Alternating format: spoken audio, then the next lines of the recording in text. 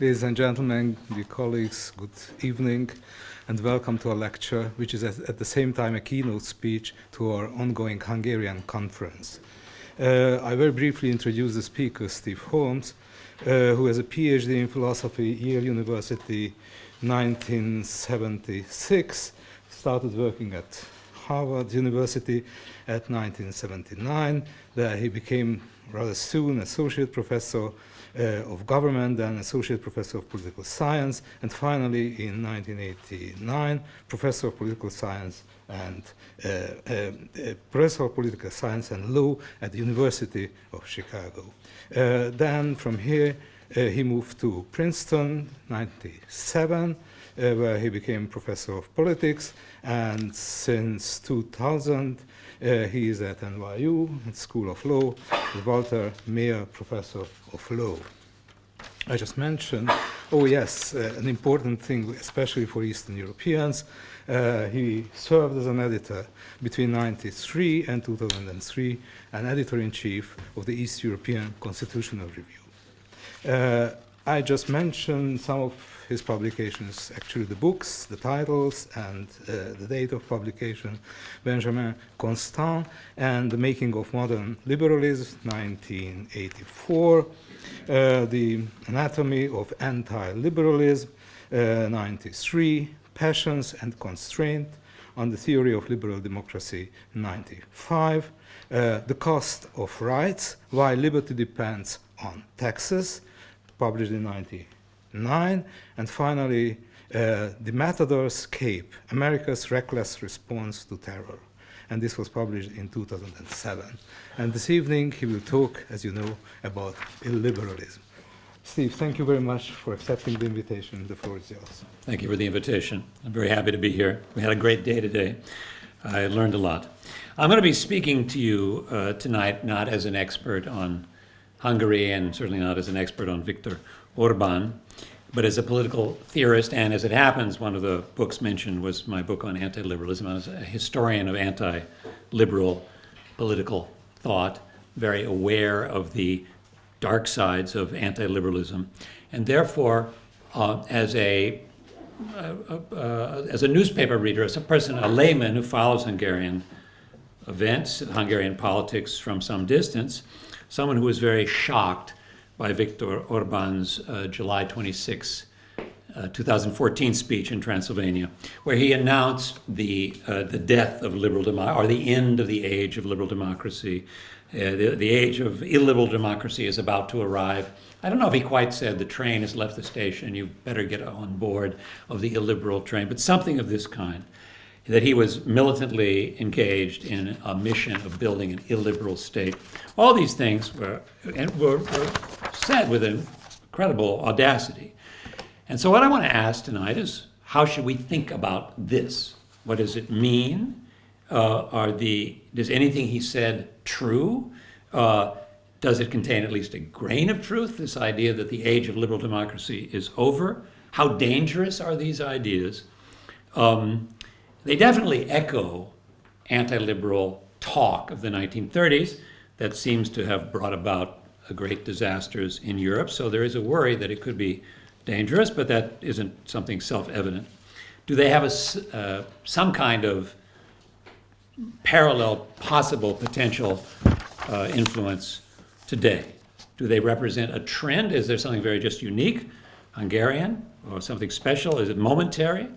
Or does it represent, this way of thinking, represent a more global trends, and trends that may be more permanent? Now, the audience here, I know very well because I sat with them all day, is full of people who know a lot about Hungary, not just more than I know, which would be easy, but a great deal. So therefore, I'm going to have to say some things about Hungary, of course, in the course of this talk, and you should place in your mind a question mark after every one of these statements. So I'm really asking you, in fact, I'm inviting you, when I get something wrong or exaggerated, and I'm sure I will, I would love to be illuminated about that.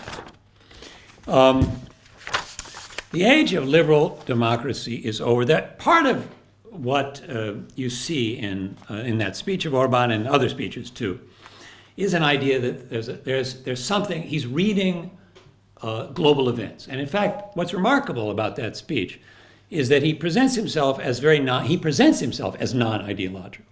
He's saying, I wouldn't say he comes to illiberalism reluctantly, but he comes to it after an experience of being disappointed with liberalism. It just hasn't worked.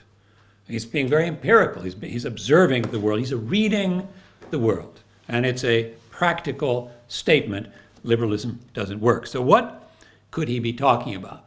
Well, one aspect of it that seems to be, I think maybe even the basic one, would be that the age of exporting liberal democracy is over. Well, certainly you have both exporting liberal democracy by war, that definitely has not worked, if you noticed the American approach, and exporting liberal democracy by expansion and integration. This also is quite in question today. So the age of liberal democracy over, well, at least the age of exporting it seems to be over. And even more generally, we're living in a period where it's clear that the post-war order, the American-dominated post-war order, is being shaken because America itself, its influence in the world, is in decline. That is, the principal powerful liberal democracy in the world is losing its influence in the world. Europe, I don't have to tell you about all the problems Europe is having, the worries, the stresses, Greece, Britain, and so on. And the Atlantic Alliance has been weakening and weakening. And so if the core of liberal democracy is US, Europe, and the Atlantic Alliance, all of these are weakening in the context, of course, of the rise of China. The rise of China as a global player, which broke the post-war assumption that economic prosperity was to be associated with liberal democracy. Liberal democracy, as you know, China is not a liberal democracy, and nonetheless it has brought more people out of poverty than any country in history. So it has this incredible economic growth without liberal democracy. And also, just as a footnote here, it's important to think psychologically about this was in the 90s, I think, very much of an assumption that liberal democracy had not only beat the Nazis, because the Nazi Germany was a capitalist autocracy, and we are a capitalist democracy, and capitalist democracy beats capitalist autocracy. Now, of course, we beat the Soviet Union because they were a communist autocracy, and capitalist democracy definitely will beat communist autocracy. But what if the reason the West beat the Germans, with America, with help, don't have to mention the real story here, but I'm talking about a picture. What if the reason the West or America won the war against the Nazis was that we were bigger? Well, in that case, the challenge of a capitalist autocracy in China looks a lot different. And the guarantee that we are going to dominate is just not a guarantee at all. So there's a sense of being liberal democracy, being uncertain of its place in the world today. I think that's a kind of part of the context in which to see this. There's some feeling here that Orban is not just talking out of his side of his head. There is something that makes these thoughts feel resonant. Now, there are obviously a lot of things, and here I'm going to entrench upon the territory that's more, about which there are many knowledgeable people in the room. There are many unique features of the Hungarian political situation, which are important to take into account. There is a difference between who lit the match and is the straw dry. So there can be a doctrine, anti-liberalism, which can be eternal. It can be around all the time. It has been, in fact, since the Counter-Enlightenment, anti-liberal ideas. But sometimes they fall flat and sometimes they catch on. So there may be a context, social context, psychological context, in which these ideas are resonant and people respond to them. And there are some things, no doubt, that are specific to Hungary and allows us maybe to speak about goulash anti-liberalism, something that's really specific to the Hungarian situation, such as, it's not many countries can you resurrect the trauma of Trianon and a kind of territorial amputation so massive as to bring up primordial fears of a people who speak a rare language and have a tiny population, of fear of being obliterated as a people, of disappearing as a people. That's, I think, a very, even though, the stranded diaspora or the beached diaspora is it has parallels in the world. The ethnic Russians were left outside of Russia when Soviet Union, when Moscow's empire was amputated in 91. Nonetheless, this fear of disappearing, I think, does not. And you see this in Orban's interviews and speeches. The main thing is demography. We have to reproduce. We need to prevent ourselves from being extinguished. There's something very archaic. I don't know if the word is archaic there, and emotional there, which I think is probably not universal. Nonetheless, it does the bitterness against an international order, a Wilsonian order that could do this to us, could do this to the people. It could create a situation where our territorial borders do not correspond to the borders of the nation, which is the moral unity in which we want to live. I think there's something there that has a life of its own, which is also isn't just connected to ancient memories, and probably this is quite a very important thing I'm struggling with, and I don't quite understand it exactly, but definitely the ability to use politically the notion of minority rights, the rights of extraterritorial minorities, as a way of reinforcing nationalist, chauvinist ideology domestically. In most of Western Europe, certainly in Austria, I would assume, is associated with something very bad. In other words, I don't know if you know this story, that the League of Nations placed minority rights, Minderheitsrechte. Minderheitsrechte were an essential part of the League of Nations settlement. And by the 1930s, all countries had lost total interest in the subject of Minderheitsrechte except Nazi Germany, because Nazi Germany had Minderheiten all over the East, and it used Minderheitsrechte as an excuse for annexation and aggression. And in the West, Western Europe, this is remembered. So people won't talk, there's a sensitivity about using this kind of political motivation, that is the need to protect ethnic minorities that are stranded in other countries. There's a sensitivity about pushing that theme because of its history. The United Nations found a declaration of rights. They didn't mention minority rights because it was a Nazi idea, minority rights, for sure. And perhaps this may also be Hungarian. I'm not quite sure. I'm just speculating here. But it is a small nation. It is linguistically isolated.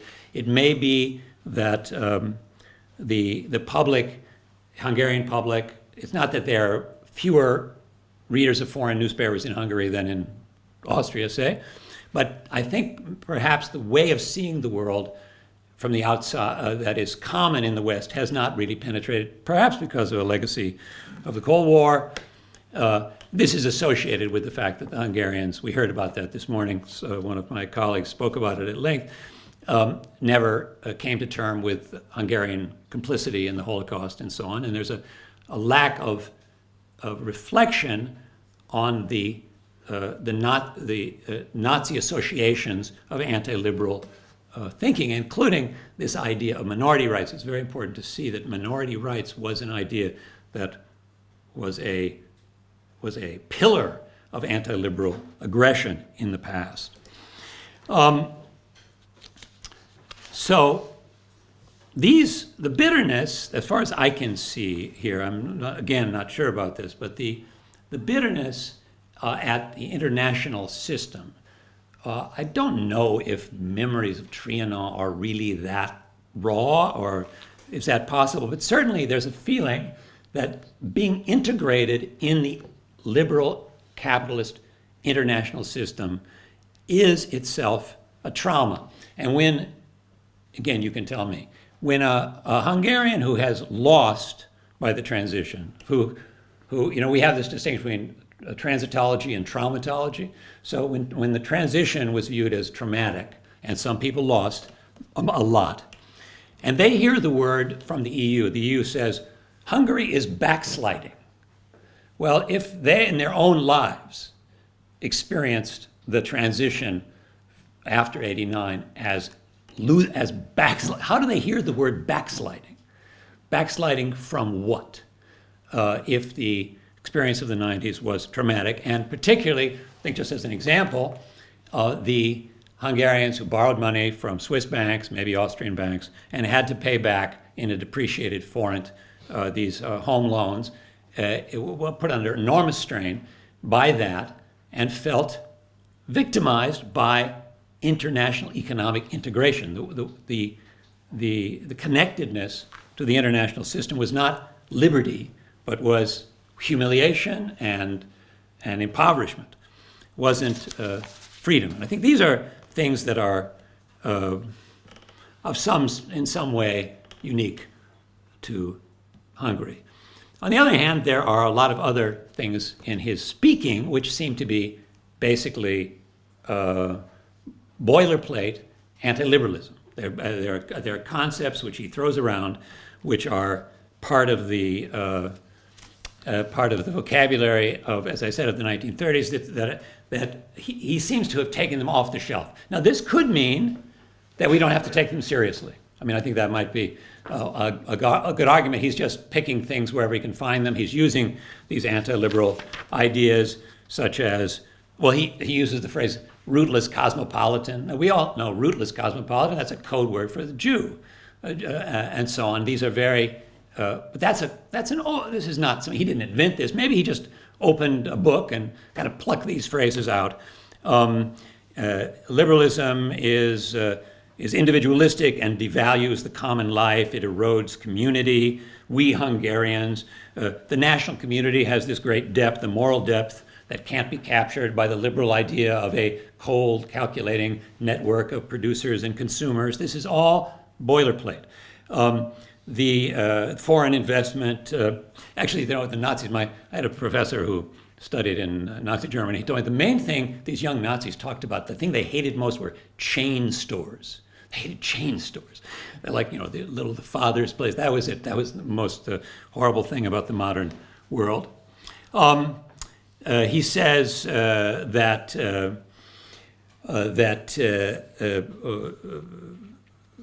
liberal internationalism is responsible for slicing the national community into bits. That, of course, fits with what I just said. It's a violation of community. There's the foreign ownership, the idea of owning foreign banks. It's a pollution. How are they getting into our country, taking it over? We're going to be erased. There's a very strong idea, I think, that liberalism is about markets and the rule of law. And this emphasis on markets and the rule of law, in which there are no human actors making decisions, is itself hypocrisy. Because, of course, there are people making decisions. There's no such thing as a market price for labor. That's an automatism. The market price for labor depends on political decisions, such as immigration policy, which is a political decision. It's not a free market. And even more, I think part of the legitimacy, this may be partly specific but also larger, is of the idea of a charismatic leader, a man who makes decisions, who is a personalistic leader. This is something that probably is fueled, exacerbated, given life by the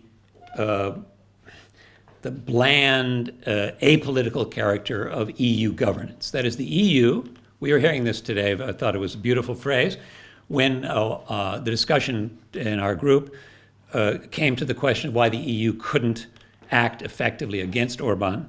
The phrase that came up was, we had no mechanisms. That is, EU works by mechanisms. There's no leader, there's no person who makes a decision, there is no decision. Well, Orban, he's a man who makes a decision. And in fact, I would tend, before really thinking about this issue, I was thinking that personalism was a great weakness of the Hungarian system, mostly because it's a one-act play, what comes after Orban and so on. But on the other hand, personalism is, particularly when you contrast it to Europe, something could be attractive. It can be something you understand. It's a kind of political system that makes sense to ordinary people, and seems to anyway. That's part of the appeal, that a person who makes a decision, you know who he is, and it's not, and responsibility isn't diffused in a way that you're unable to hold anybody accountable for it. I did leave in all of this. So he has, there's a lot that's eclectic. There's a lot in Orban's rhetoric, but there is there is coherence here. And there's coherence which is somehow connected to reality. And the one thing I left out about the Transylvania speech is the emphasis he puts on 2008. And he says that there have been 4 great crises, changes, transitions in the last century and more: the end of World War I, the end of World War II, the end of the Cold War, and 2008.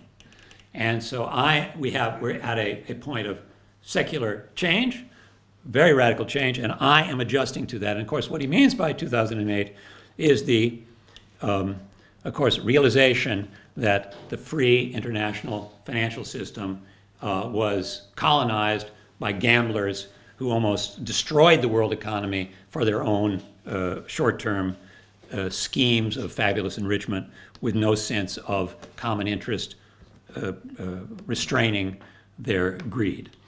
There is some truth, you can't say there's no truth. There's some, it's a perversion, it's a inflation of something, but it is real. And the fact that it's real also helps explain why this way of talking, his way of talking, is not confined to Hungary today. And in fact, the notion that, as Miklos Haraszti said, I read that in one of our papers, that Orban's strategy is drifting in a Western boat propelled by an Eastern wind. It's kind of a nice idea, associating Orban with Putin. But the fact is, there's a Western wind too. The anti-immigrant Eurosceptic parties in Europe are strong and getting stronger. So this is not something that's just coming from the East. And I would say not only is there a parallel, obviously, parallel between some of the rhetoric of Orban and those of some extent Putin, to some extent of these right-wing parties in Western Europe, but probably Orban couldn't have done what he did if he hadn't been this context. This was a context that allowed him. So again, it says he's a politician in that good old American sense. A politician is a man who keeps both ears to the ground at the same time. He really knows what's happening. He feels this in the air. There is this illiberal moment. He's catching it. He's picking it up. He's not inventing it, and it's not a realistic response to Hungary's problems. I wouldn't say that, and it has a lot of corruption in it and very important elements of just sheer thievery. And I'm not really competent to discuss this. I'm certain that as an explanatory question, you can't understand what Orban has done if you don't understand the self-dealing and the nepotism and the clientelism and all that. This is very true. But I'm focusing on what's in the idea, how he sees the world, and to the extent to which this way of seeing the world is plausible and is spreading. The standard forms in which this illiberalism takes are, the formulas, the slogans today are anti-globalization, anti-capitalism, anti-EU, anti-multiculturalism, anti-gay. By the way, the American Supreme Court here struck a blow just now for liberalism, I guess, as Obama said. Anti-Roma, anti-immigrant, and anti-Americanism. So the anti-Americanism makes you realize there are so many different forms of these things. There's a risk here of conflating very different political outlooks. And I've always tried to convince my university president to open up a department of anti-American studies, because there's so many kinds of anti-Americanisms, and they all have different sources and they have different consequences, and they aren't just one thing. But still, there is something here that I think is, to the extent that his anti-Americanism, what does it mean? That's one question you have to ask. He talks this way, But what does it mean, and what's the content of it? What's the source, consequence of it? So there are 4 points I want to make about that list I just read. The first one, I have already said, basically he wouldn't have gotten away with this way of talking if it hadn't been spread around the world, and if it hadn't been for this sense that the liberal democracy promotion project was in crisis. The second thing, I think very fascinating, is how he combines, this is the anti-Brussels and the anti-immigrant, this Euroscepticism and xenophobia. This, the boat is full xenophobia. The issue of the speculation or the proposal that somehow Hungary be punished for its xenophobic anti-immigrant passions when these passions are spread everywhere in Western Europe seems to me a kind of a pipe dream. This is not something that's going to happen.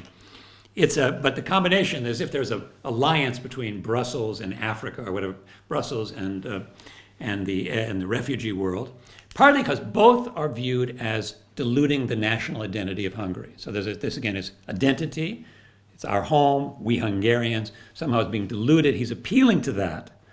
And that's how Brussels and immigrants go together. And mind you, speaking of anti-Americanism, it's very essential to realize that this immigration crisis we're having now was created in large part by a liberal democracy, America. We shattered Iraq, Afghanistan, Libya. This liberal democracy protecting rights of the people who live in these terrible countries. We have shattered these countries and have produced a refugee crisis, which is now putting great challenges for Europe, but of course is producing this nationalist xenophobic reaction. So this Eurosceptic, skepticism of liberal internationalism, skepticism about the liberal international American-led order, and the anger at the immigration strains, seems to me they do go together, even though on the surface they might not. Third point I think is very also fascinating psychologically, and this is something my friend Renata and I were talking about earlier. There's a way in which, now see if this is true. You can tell me, those of you who know. There's a way in which the Anglophone elite in Eastern Europe is, even though these are just professors or writers or journalists and so on, they are more hated than the kleptocrats who are gangsters but who are monolingual. And the reason, if that's true, would be that those who speak English well, or German, it could also be, can leave. It's much easier for them to leave. They're not linked to the country. They are potential traitors or people who will leave us behind. What's paradoxical about this, and terrible in a way, is that the young people who invested in the human capital of learning and studying and learning things in order to contribute to their country, say Hungary, are now, that learning that they have mastered makes them vulnerable to extortion or to pressure. Because it's always easier to change countries than to change your country if you have these skills. It is easier. And at a certain point, when the atmosphere gets bad enough, you have to ask yourself if you want your kids to grow up in this place, given the inability, the lack of prospect for doing anything about it, the weakness of opposition, the weakness of hope for changing the system, the fact that there doesn't seem to be an opposition that has any chance. So the way in which the Anglophone or the international classes, or those who can travel easily, go abroad easily, can be pushed out. Now, we had a good talk today about this question of out-migration and how much of it was produced by Orban, but I think is he really, purging the electorate? Is he remaking the electorate, as in Bertolt Brecht's famous poem about we should elect a new people? Is he electing a new people by pushing out the liberal classes, by creating an environment in which they would rather leave, and therefore actually increasing his proportion of support among the population by driving these people out? I don't know if that's a good analysis or not, but it certainly, there's a feeling. People do think that there's something like this going on. And it's a very tragic thing, this outmigration of people who are so talented and who were committed. I mean, I knew many of them when I was living in Hungary, who are doing this for their country and find there's no place for them, or they don't see a future there and are leaving. Fourth point, this is something I get from my friend Ivan Krastev, who's sitting here in the back. We have to try to understand. You can't understand what Orban is doing, or any of these, or Putin is doing, or these groups, the Danish, all over Europe, these right-wing groups. You have to understand how they see the world. How they analyze the world. And part of our inability to understand how, let me say Americans, maybe you guys all understand it perfectly well, but certainly from the point of view of Washington, there's an incredible inability to understand, say, Putin, or certainly Orban, although he attracts less attention. And that's because we tend to see the world with that. We think we're living, this is Ivan's way of formulating things, in a post-Cold War world. While Putin, and the reason he can win a lot of support around the world, thinks we're living in a post-colonial world. So the difference here basically is that for Americans, the West is freedom and democracy.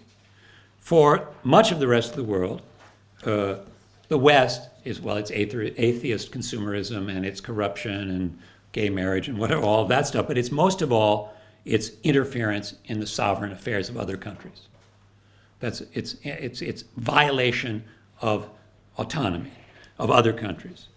Interference, arrogant, disrespect, strong conditionality is kind of colonialism. The EU looks down on us and so on.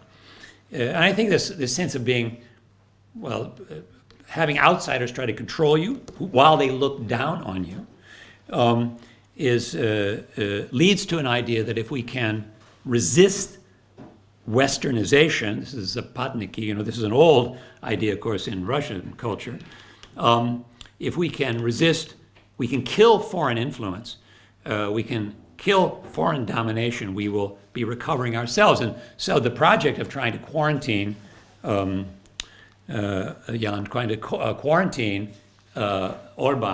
has to deal with the fact that he says, I want to build a moral iron dome around Hungary. I don't think he really wants to become North Korea. Probably he doesn't want that.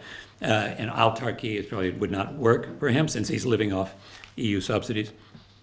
But still, this desire to be isolated. And I think you see this in many places in the world. That is, the limit of foreign pressure on a country is established by the fact that there are factions within the country, some of whom are connections to foreigners, and some of whom are not. Very much this is true in Israel. That is, the right wing in Israel likes the sanctions policy, the boycott policy, because it's destroying the connection that the left, labor and left has to the rest of the world. They don't want that. They want to overcome their domestic enemies who like foreign connections, and maybe Orban is thinking in this way too. The evidence that the West does interfere is Iraq, Syria, not Syria, Libya in particular, Afghanistan. This is not just an invention. Now, in I think early 2003 or something, Fareed Zakaria wrote this book, which subtitle was "Illiberal Democracy at Home and Abroad." And Fareed Zakaria was struck by this idea of democracy is populism, or democracy can be demagogued, that when you have an electorate who can vote for xenophobic authoritarian regimes, this expresses the dark side of democracy. And so therefore, as a consequence, we need to forget about, he was writing in the context of Iraq, we should postpone democracy, postpone elections, just have liberalism, just have rule of law, just have constitutionalism, and so on, before we have democracy, because democracy is so dangerous. Now, this is a very strange construction for several reasons. I want to talk about that briefly. First of all, you can't have liberalism as we know it, rights and toleration and pluralism and constitutionalism and so on, fairness, and without some kind of popular support. You need the regime that's doing these things has to be legitimate. You can't just put a bunch of judges up there that have no, in which people don't listen to what they're saying, and run a country. You need support from the society, and democracy is, in part, a system for trying to get some kind of popular support for what the government does. So the idea that you can separate totally liberalism from democracy doesn't seem to make a lot of sense. So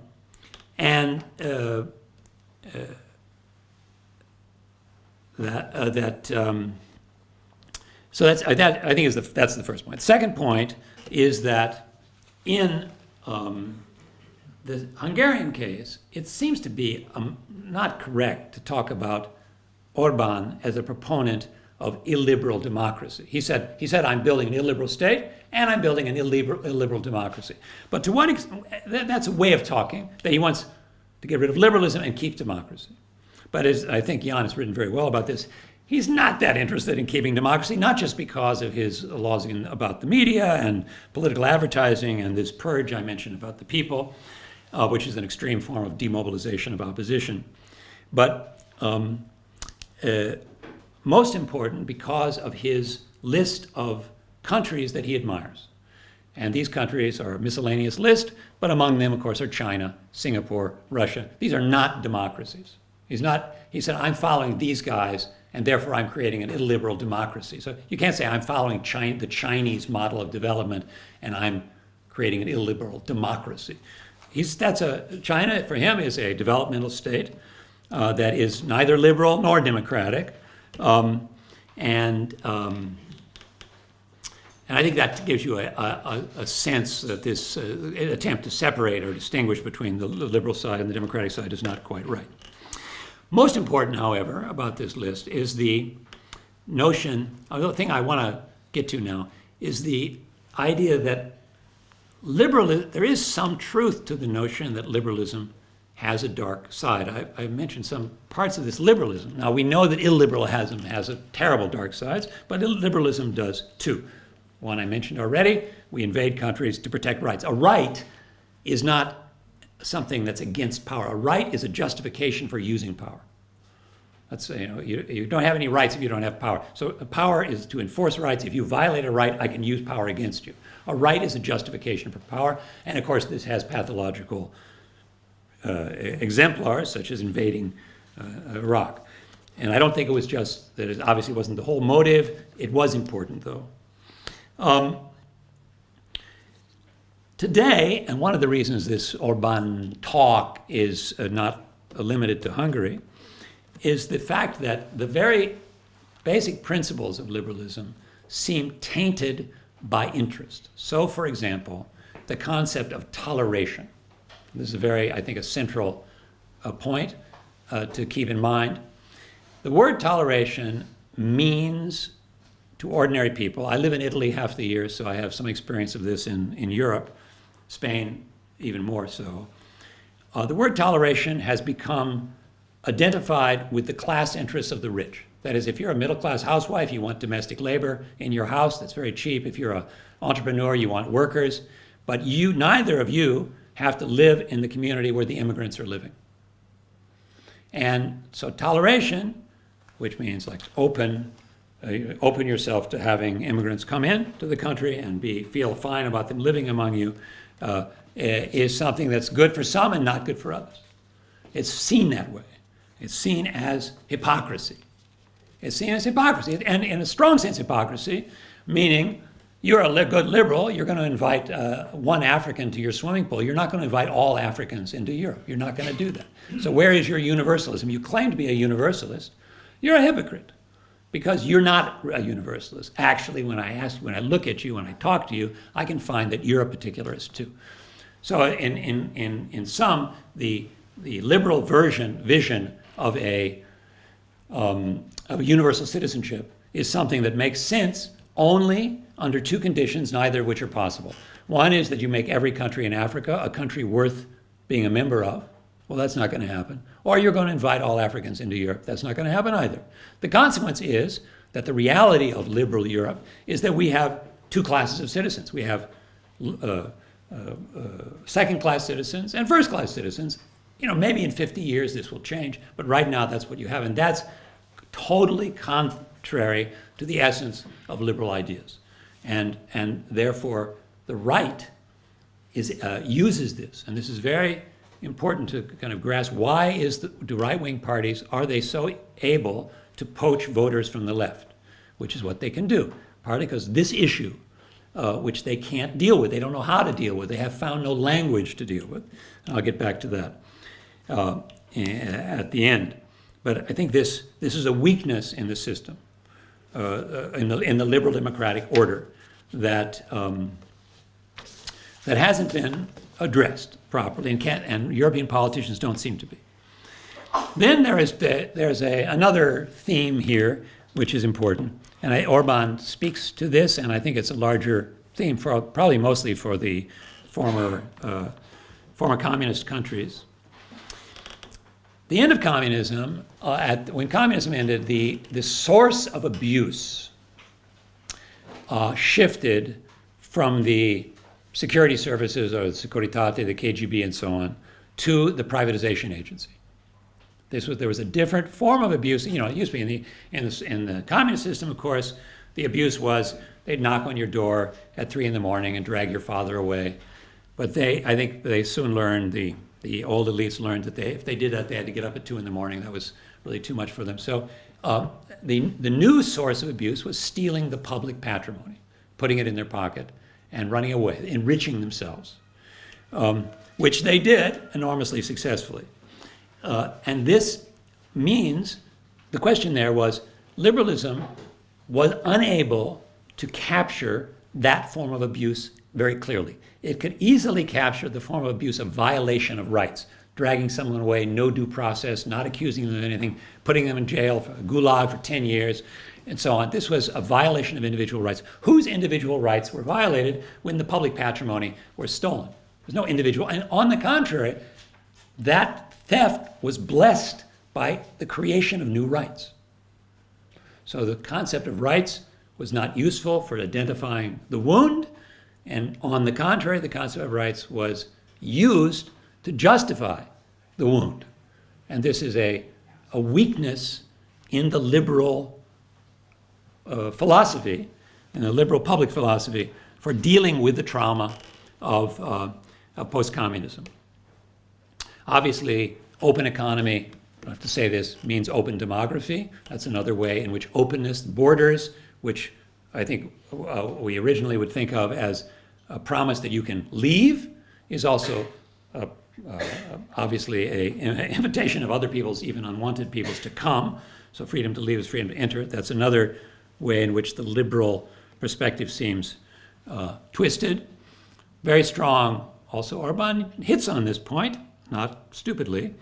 The idea of meritocracy, which is supposed to be the great Western liberal justification for the unequal distribution of wealth, is a myth. That is, when the children of a rich man are racing their motorboats and the children of a poor man are freezing in a housing tenement, who merited that? There's no merit to that at all. That's just luck, bad luck. And I think this is another very important psychological fact. There's a feeling that luck has too much role in a liberal order. And maybe there's a nostalgia for communism, you tell me this, where things didn't seem to depend so much on luck. And not only that, but luck, which is then justified by those who have good luck as if it's their merit. They say, we deserved to be the ones driving the Mercedes while you can't afford, fresh fruit or whatever. And so this is another sense that liberalism has a softness about it. The language of rights, of negative rights, is also poorly adjusted to expressing humiliation. National humiliation, personal humiliation, sense of being, of having lost your prestige, of having lost your status in the world. It's not a good philosophy for this.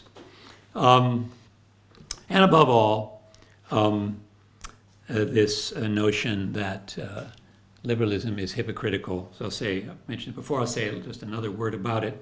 I was impressed the other day. I was watching Matteo Salvini, who is the new Lega leader in Italy, and he's in the European Parliament denouncing.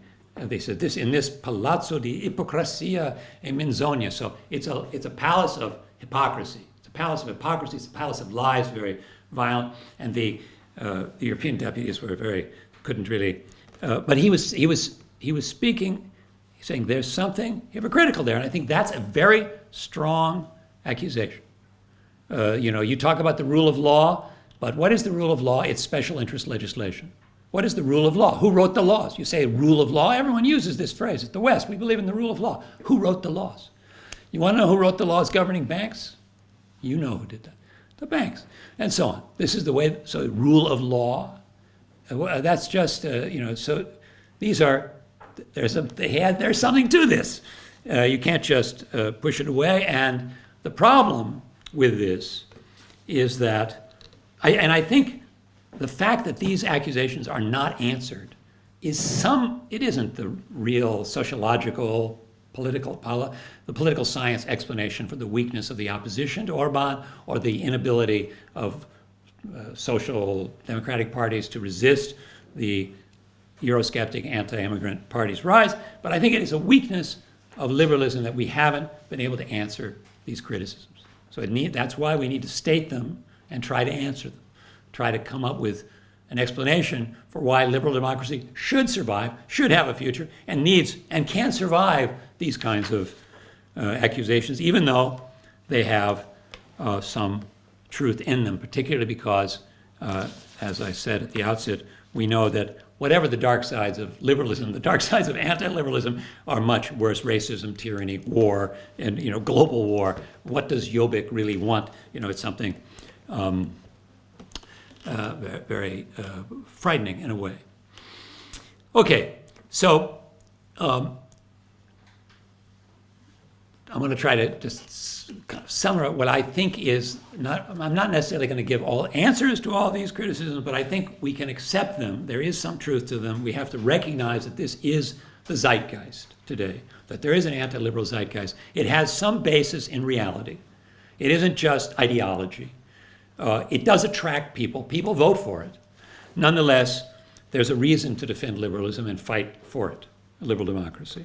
Obviously, and of course, the first reasons are the terrible consequences we know of anti-liberalism, and also just in a more ordinary way, there are some terrible perversities about the way the Orban system is implementing its illiberalism.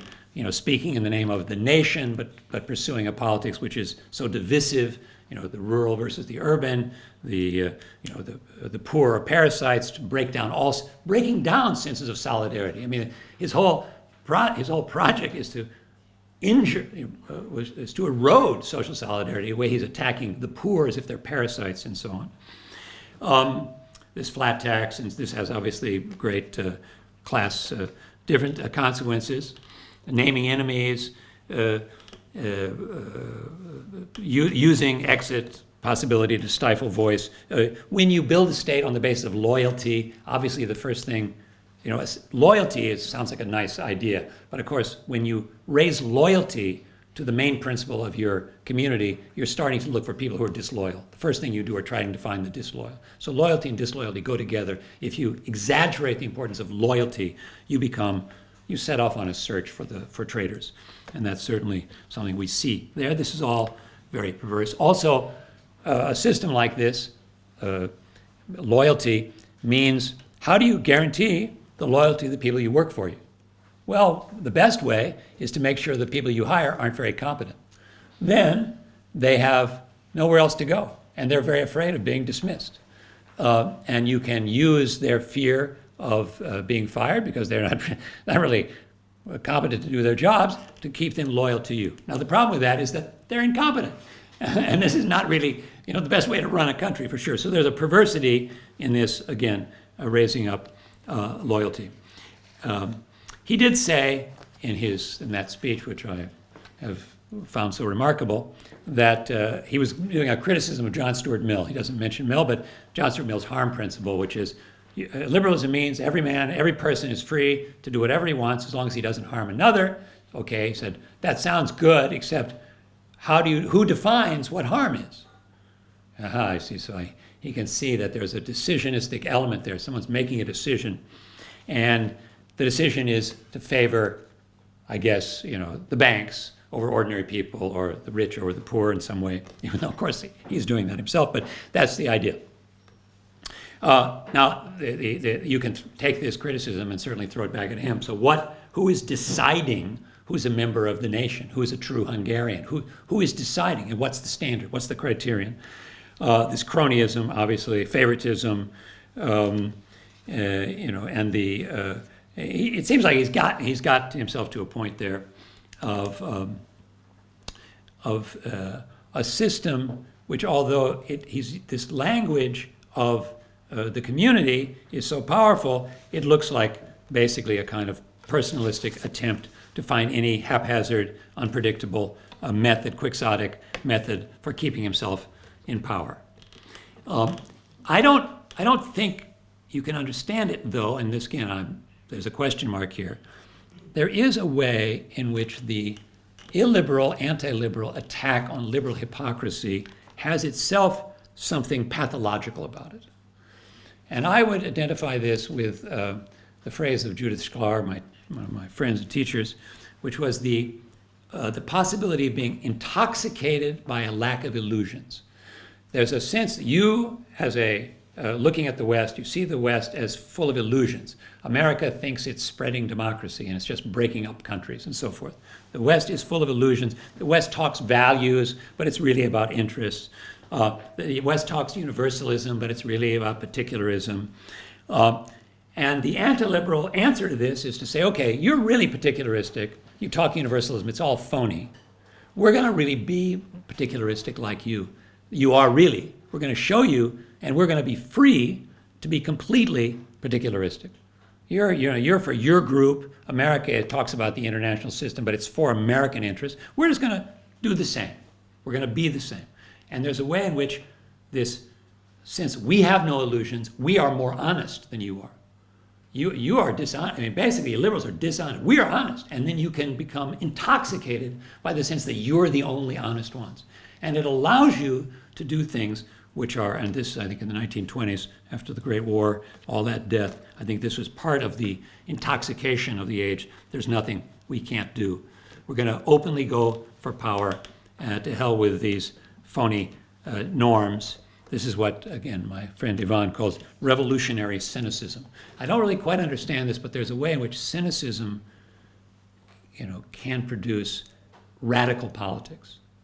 And I think there's something here which needs to be explained. I don't really have a good grasp on it, but I think it's a way of identifying an essential problem. Now, liberalism, let me just conclude with a few words about what I think is the core liberal ideas and why they're worth fighting for, and why liberalism and liberal democracy is not a passing fashion. It can't be a passing fashion because it's deeply rooted in the human dilemmas, human condition. So the core of liberalism is not hyper-individualism or asocial atomism or the hatred of the national community or anything like this. And it's not negative restrictions on power. It doesn't mean judges should run us, and it doesn't mean we can have no leaders and any of this stuff. There are two core ideas. Again, liberalism, and their ideas of how to deal with deep human problems of human society, universal problems of human society. And these two problems are mimetic violence and false certainty.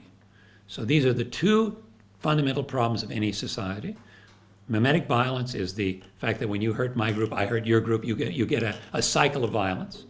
And liberalism developed, criminal law developed. This is an ancient idea of how do you manage to cauterize mimetic violence and reduce the number of conflicts in a society that could be resolved by violence that are resolved by violence. Find other ways, nonviolent ways, to manage pluralism. Liberalism begins not with the atomistic individuals, but the fact that differently socialized individuals have to get along together and share the planet. And this is definitely our problem. This is the problem today. How do people? We have to live with Muslims. You have to share the planet. It's going to have to be. The demography, it's not, the immigrants aren't going to go away. You have to learn to live with them. This is a liberal project. It has to be. And then false certainty. It's not going to go away. The problem of false certainty, people who are 100% sure that they're 100% right 100% of the time and do insane things because they don't allow criticism, or when they see a critic, they immediately say traitor. Or they have the notion of the evil tongue. Do you know the concept of the evil tongue? Evil tongue is the thing you may be saying against my country. It may be true, but I'm not going to admit it because it could be used by my enemy. So I'm not going to, we can't tell the truth.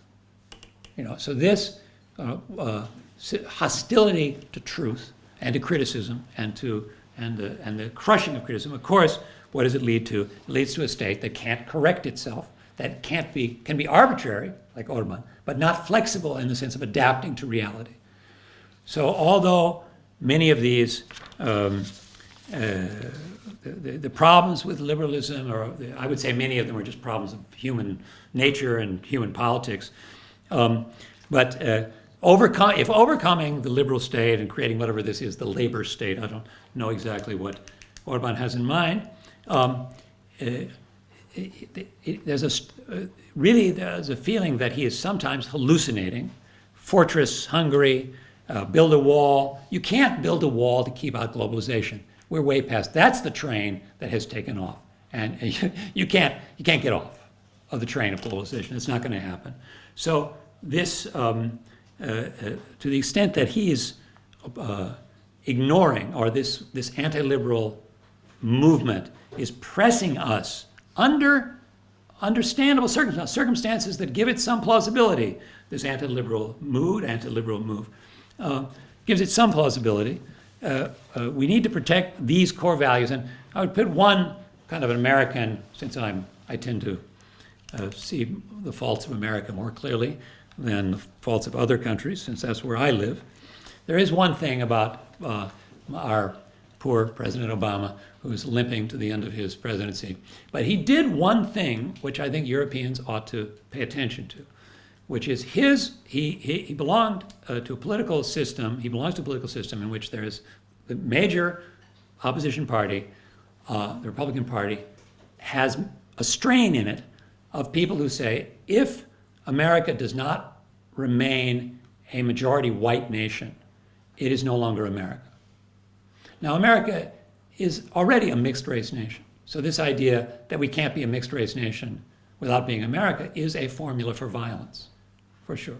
And Obama is saying, no, that is, we are America. We can be America and a mixed race nation. In other words, he has managed to some extent, not solve the problem, to bridge the gulf between democracy and demography. And as far as I can see, there are no great European politicians who have grasped this nettle. This is a fundamental challenge. It cannot be confronted in an illiberal way. It's not possible. So since this is the reality with which we're living, we ought to find the liberal answer. Thank you.